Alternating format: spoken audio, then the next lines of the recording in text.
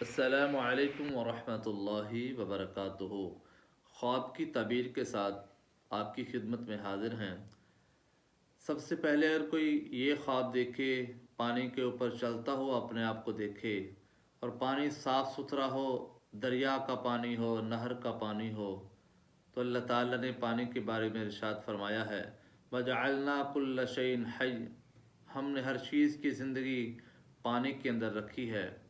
ہر کوئی اپنے آپ کو خواب کے اندر پانی میں تیرتا ہوا یا پانی کی سطح کے اوپر چلتا ہوا دیکھے تو حضرت سیرین رحمۃ اللہ تعالیٰ علیہ نے اس کی یہ تعبیر فرمائی ہے کہ جو انسان صاف پانی کے اوپر چلتا ہوا اپنے آپ کو دیکھے گا، یہ اس کے ایمان، اعتقاد اور قوت ایمانی کی علامت ہے۔